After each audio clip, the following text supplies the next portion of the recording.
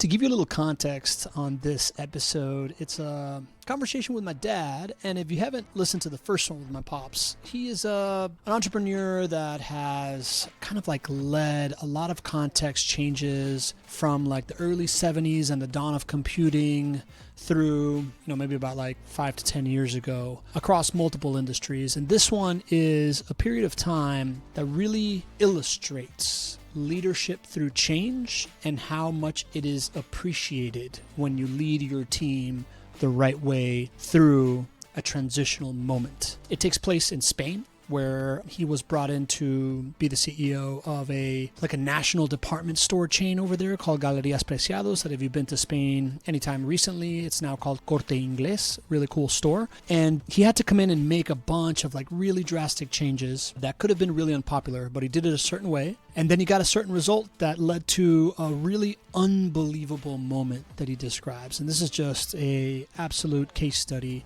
in leadership through change that reminds me of the fact that right now, as property managers, you're not just a property manager, you're not just leading your company, you're leading a transition as the world goes into AI first. And there is a really good lesson to behold here. Enjoy.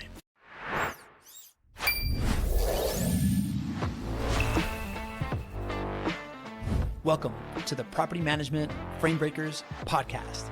I'm your host, Pablo Gonzalez, and I am here to introduce you to the folks in the property management space that have broken the frame of what you may believe was possible. This podcast is presented by Vendoroo. It is your all-in-one AI solution for resolving your maintenance needs. Let's go.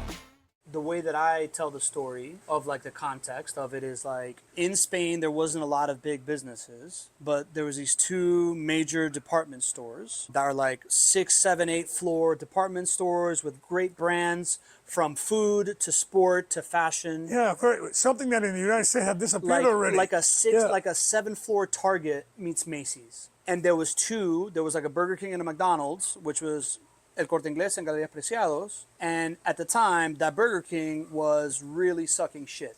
Was just they had not lost doing money well. for the last 8-10 years. And you guys buy the Burger King brand. And it was worse than that. Okay. Their last owner was super leveraged, and he had banks. It was called the Ruiz Mateos Group. The socialist government of Spain, who had just taken over in '82, saw that the banks that belonged to this particular group were not very liquid. So they went in and took them over. When they took over the banks, they saw that most of the loans were within the group. So they had they actually had to take over the whole group. And we're talking about 80 companies. So you buy Galeria. So then the government says, we don't want to run this, and they hire this company from New York, bank from New York. Goldman Sachs? No, somebody like that, but it was not Goldman Sachs. An investment bank. An investment bank from New York to re-privatize the group. And they bring investors from all over Europe and the world to look at it. And nobody wanted Galerías because Galerías had lost money for 10 years. There was one, Galerías was left at the end. Mm-hmm. So I actually had to give it away. Okay, interesting. That was very, very much into the strategy. We had take something that is free and then try to turn it around. And if we do, we're okay. And if we don't, well, we've lost nothing. Yeah. That was it. I guess the first point in this strategy was that we had to fire 5,000 people. Nobody had ever done that. Yeah. Out of how many? 12,000. So we had to come down to 40% of the workforce. Yeah, we had to come from 12,000 to 8,000. We had 30 stores. We had 30 stores. The store in downtown Madrid, that by itself had 1,500 employees. Okay. That one by itself. So you guys had to go in, downsize 33% of the workforce. Yes, which was very difficult to do in Spain because there were no laws allowing you to do that. Correct. So I had to invent a strategy as how to do that. And I didn't really have one, so we had some advisors, and they said, well, this process is going to cost you a lot of money, but it's called request to reduce workforce. It's a legal term. You have to go to the government, ask permission, negotiate, are you going to pay the employees, and at the end, if you get approval, then you offer this severance to an employees, and those who sign up, you get to fire. Got it. And we did that, and we got rid of 1,000, but it cost a lot of money. Yeah. It cost me 2 or 3 years of these people's salaries, so it was a 2 or 3 year payback. Oh, wow, okay. But by doing that, I actually meaning to. We were 100% unionized. And our biggest union was the Communist Party. And our second biggest union was the Socialist Party. So, they weren't friendly to management. Yes. But they said, and I was 40 years old. And I'm sure you, as a 40-year-old Cuban exile, were very friendly to them. Well, let me put it this way. I wasn't afraid of them. Yeah, I got you. Yeah, cool. The thing is, my big thing was that I wasn't afraid of them. And that came through very quickly. Yeah. So they called me over and said, hey, by the way, I have a lot of respect for these people. They never asked for money or anything, okay? They never asked to be bought out. No. Yeah. Said, hey, I know what you want to do. There's ways of doing this. And my best advisors weren't really the advisors that we were paying money to. It was them. It was them. They came over and said, look, and this is something you probably can't do in the U.S. You have a high percentage of your employees are females that are in that age where they want to have children and they're married. There's a way that you can offer a way out that is blessed by the government. And these people get not to work for 7 years. You pay 6 months of their salary. We, the union, take over another 6 months, and then the government puts them into a program for 3 or 4 years. What? Let's do that. What was their incentive for giving you that insider baseball? Because it was What a better was outcome. their incentive? It was a better outcome for their people. Because otherwise there's going to be a fight. Yeah. In other words, I was going to try to fire him anyway. So we either did that together in a way that would benefit It's really smart. the employees. I thought it was a win-win. Yeah, really smart. I get rid of them. 6 months is better than the 2 years. It's much cheaper. And they get 7 years. It becomes totally underwater. Nobody notices it. Yeah. And little by little, so in 1 year and a half, we did that. Yeah. That's why the company's numbers improved, not necessarily the sales, but the company's numbers improved. Got it. Strategy number 1 was reduce workforce, increase margin because you were over leveraged. We could not increase margin. Yeah. Not increase margin, but we weren't able. We were not successful in doing that. We tried. But when you dropped your workforce, didn't your margin improve? Yeah, but at the same time, we had to pay for the severance. Got it. All right. So it was an investment, really. So step 1 was invest. So in the first 2 years, operation. I didn't save anything. Yeah. What I did is, instead of paying salaries, I invested in getting people out, so that in years 3 it would be better. Yeah. And that showed up in a projection. Yeah. And that's how we got an offer to buy us out later on, and these guys made a lot of money. Got it. Okay. I mean, the Cisneros made a lot of money by that. I mean, they were offered a huge amount of money and then there was another law that actually benefited us. That could take the real estate, actually hire a reputable firm that would value the real estate. And if there was if value now was bigger than was on the books, I could actually put that through the P&L, which here you can't do it. Yeah. I mean, put that through the P&L as if it was real gain or real profit and increase the value of the balance sheet. Yeah. I want to hear the story that Rodriguez tells of you and him, how you guys met, of how he came. What do you mean, Rodriguez? Ray? Yeah. Oh, it's funny. Yeah, I want to hear that story from your perspective. Okay, Ray was Julio Iglesias' right-hand person. He managed him from accounting to everything. I mean, Ray was Julio Iglesias' chief executive officer. Okay. And he comes over, and at that time, Julio Iglesias was big time in Spain. So he comes over and he had a concert. And Ray comes to visit me. Somebody said, there's a guy from Miami. He wants to meet you. Yeah, Cuban guy. Said, hey, bring him on. And he and I hit it off immediately. Yeah. And then, well, you know what? We're looking for sponsors. For the Julio Iglesias tour. Julio Iglesias concert or that. I said, well, what you looking for? I said, well, I'm looking for $4 million. And I said, listen, son, I don't have $4 million. I don't have $1 million. I don't have $100,000. Yeah. I'm running a totally leveraged company here, trying to do the best I can. What part of this process is this in? Have you already fired these people? Are you already kind of? We're in the process of doing that. Okay. We're in the middle of a year. We're going to lose a heck of a lot of money So, I mean, there was Ray, I got the money for you, Ray. For $4 million in a Julio Iglesias concert. So, but I'm going to do you a big favor. There's a guy at Corte Inglés. Yeah. I don't remember his name right now, but I gave him the name to him, who runs their institutional program. You tell him that I've offered you not $5 million to sponsor the Julio, and he's going to offer you $6 because he hates me. He just wants to fuck me up. So, well, okay, thank you very much. But 4 hours later, I get a call from Ray, said, I can't believe you were right. The guy offered me $6 million, but I told him exactly what you asked me to tell him. I said, you guys were going to do it, but I would rather have the Corte Inglés. But don't worry about it. How much they offered? I said 5. I should have said 6.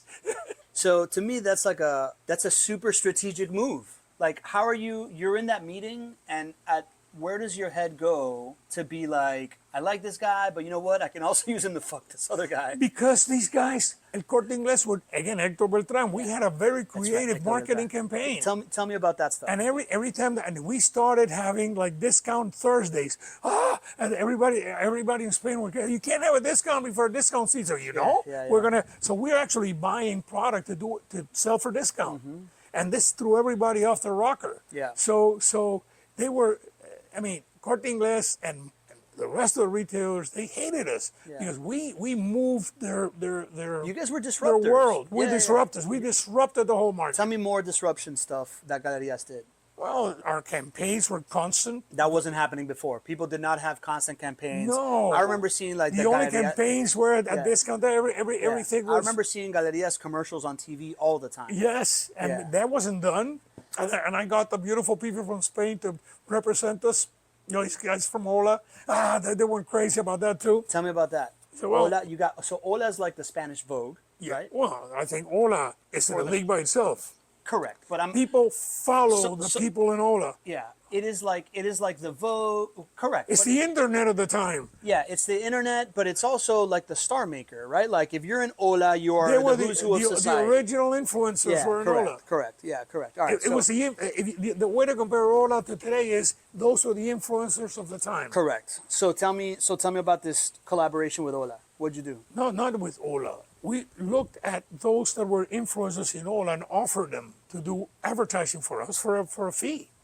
So Isabel Presley, Manolo Santana, that's how I met Manolo. Santana, a bunch of people that were... So the people that were coming out in the pages of the Who's Who curation magazine of the era, you went out and offered them, I want you to be a We ran an advertising a campaign. We'd say, Galerias is the best. Yes, that's where I get my... Correct. Like getting Tom Brady to say that Macy's is their Tom brand. Brady, whatever. But you went into like the Elite Society magazine. The 4 or 5 influencers that we determined. These guys influence decisions in Spain in fashion. Yeah. Isabel Presley, Manolo Santana. Mention the different people. Manolo Santana was the best tennis player in Spain at the time. Well, he was a hero. He wasn't the best tennis player. He was the only one Spaniard. He was a hero. Spain was a funny country. Yeah. Spain had a reputation for killing their heroes. They brought him up and then they hated him at the end. Manolo survived that. He was like a hero. So Manolo was a sports legend hero. Yes, and he was a guy that came from being poor to doing what he did. Okay. He was the only one that survived that. Yeah. Isabel Presley, whose only claim to fame was she married Julio Iglesias. She was another hero out of nowhere. Yeah. These were Ola people. Yeah. Who else was in that campaign? She's Marina Danco, which was the wife of a bullfighter. Tell me in the room when you guys... Carila Pique, who's just a socialite. Yeah. I mean, so like the Kim Kardashian of the Kim Kardashian of the times. Yeah. Or the whatever, Paris Hilton. Yeah. So tell me about, were you in the room, or tell me when they first brought to you and said, hey, we want to go, we've identified these 4 people, or were you part of the identification? No, Hector did that. Hector did that. These are the people we need for the campaign. He said, hey, I have an idea. Hector was running that. I'm telling you, I trusted Hector 100%. As a matter of fact, if you remember when we stayed in Spain, I asked my boss, the Englishman, we got to. This guy has to say to offer him a lot of money because he's worth it. Yeah. Got it. Hector was one of the most intelligent marketing persons, the most intelligent marketer I've met in my life. Got it. So that's what people say about me, for the record, all the time. Oh, okay. So you're the Hector. Okay. I am people's Hector. So. Okay. But it takes a special guy to do that. He has this feeling about what sells and doesn't sell. Had to advertising. And he had a financial idea of what's going on. He didn't just throw money out there to the media. Business sense, like taste together maker, with creative, and knows how influence works. Yeah. That's cool. That's interesting. All right. So what else? What other cool Galeria stories like that are there? So there's that like Julio Iglesias story. There's that advertising campaign story. Is there any other like disruptor shit Galeria stuff that you think is cool? That's strategic? Well, I guess the other thing was that how did we go from being very hated to being accepted? Yeah. And what we decided is we had to take the story to the people. So when I got to Spain, we started going to every city. We were 30 stores, 11 of which were in Madrid. So we had one big Madrid meeting. Yeah. And then we were present at least 10 other cities. That good city, we had a presentation, there's going to be some pain, but after pain, there's going to be a reward. And the most interesting part is one day, I remember Albacete. We went to Albacete, we had a store there, and the union there was communist, and they said, no, not communist, it was ETA. ETA. And So so you know what? terrorists. Yeah. So we're not Yeah. we're not going in. So we had rented like a theater because there were, in our store, the smallest store would hire 150, 200 people. they're So big. These so are big so the places. smallest meeting that we had was 100 people now, and the biggest was in Madrid where we had to do 2 meetings. Yeah. Because there were over 2,000 You had people to get in movie Madrid. theaters. Yeah. Okay. So anyway, we go to Albacete, and our hotel was like about a block from the theater we were holding the presentation. And I walk there and I see that there's like 50 people on the street. Boo! Wow! And just yelling. I said, all right. So coming there, and there's like about 10 people there, and everybody else was outside. So we had a decision to make. So I said to Hector, listen, because what we would do, we had created a presentation that was him and I talking. So he would have a podium and I would have a podium. And I would talk about the broad strategy, and Hector would then put advertising, talk about the advertising that would follow that strategy. It was really beautiful because it was very clear what we were doing and how we were going to turn around the company and how we were going to turn around the company by changing this image. And So you were presenting to your team. I Here's was the big presenting idea. to the whole company. Yeah, to your company, to your I whole said, team. look, if I'm going to get Here's- rid of 5,000 people, Yeah. this is why. This is why, And because this we're is why. because this is the but size it had of to prize. be done very simply because these people were not correct. PhDs. Yeah. All right. Interesting. And the way to do that was do it through its advertising. Market to your own team, Yes. right? Like you're Yes. marketing your marketing to your Yeah, own team. yeah. Genius, man. Right. Yeah. And then Hector would come down and Luis Regalado would come up and say, here's how I'm going to change purchasing. Yeah.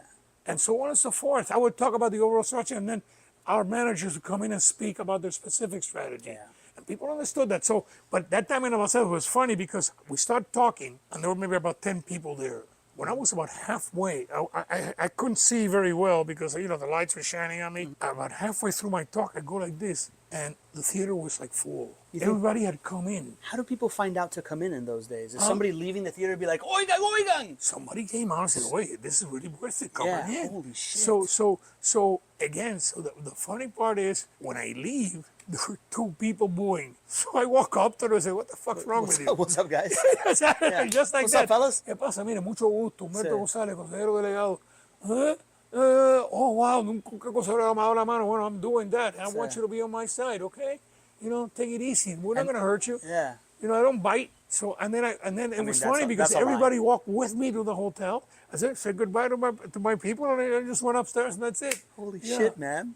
Was that like a super, what the fuck just happened moment for you? I didn't expect that to happen. I said, Yeah. oh, we're gonna have a problem here. Damn. And then all of a sudden, just the way that we presented things was Yeah. it was different. Yeah. Nobody had ever thought. Listen, Paulo, I never thought about that at that time. Yeah. But I don't know if you know the story about 1990, I don't know, maybe about 6 or 7 years after I left Spain. This actually happened, and actually it was like redemption and total happiness for me. Okay. One of the Del Rio's daughters got married and invited me to the wedding in Sevilla. It wasn't in Sevilla, it was in a town outside of Sevilla. So Marty said, let's go. So I took 6 days off and we flew to Spain, went to Madrid, stayed at Oribe's house for one night, drove to Sevilla, stayed at a hotel there, and then went to the wedding, come back, and the morning after the wedding, I said to Marty, listen, why don't we have breakfast at the old Galeria's place, which is now Corte Inglés? Yeah. And okay, so we walk, we go to the cafeteria, I start having my breakfast, and I see there's a buzz around. And then manager goes up to me and says, ¿Usted es Humberto Gonzalez? Yes, I am. I'm Humberto Gonzalez. So, well, listen, me and our employees here want to thank you. You were the only chief executive in this company that cared about us. You were the only ones that made clear what you wanted and what we had to do to make this company successful. We absolutely missed you when you left. And by the way, this breakfast is on us.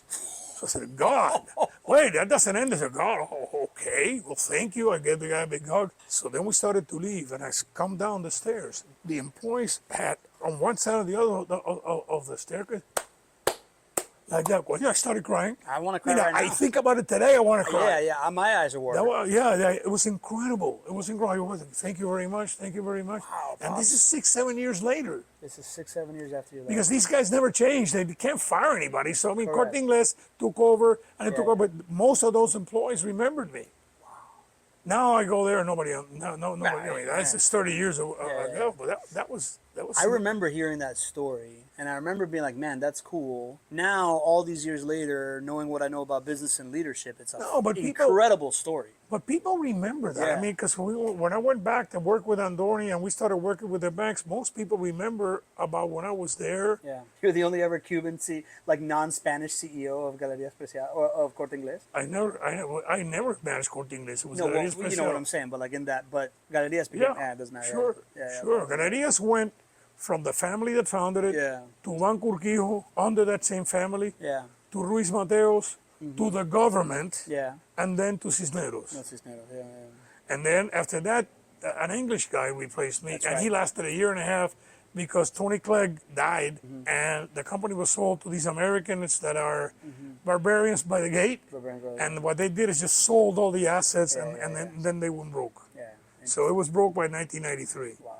And I left in 1989. Man, you know, one of the things that I've learned, I would say pretty recently, and by that I mean in the last 2 years, is just like at the essence of leadership is a certain level of courage to have your own vision and your own idea of something, a commitment to communicating that vision and making it as clear as possible for the people that you're hoping to build up the courage to come with you on this thing, and then a continual communication of this is where we stand in relationship to that vision, and then when you get there, tell them and celebrate it and be like, look, we did it. Yes. And the more times that you get to cash in that chip, the more people will do for you and the happier they will be doing. It grows exponentially. It grows exponentially, man. I'm just starting to get on that ramp. What you said, that you can write it down as the formula for success. Yeah. You can write it down. Think about what you want to do. Communicate it well. Yeah. Articulate it well. Yeah. Continue to articulate. Continue to articulate it well. Yeah. Communicate with the people. And every time you reach a goal, let them know.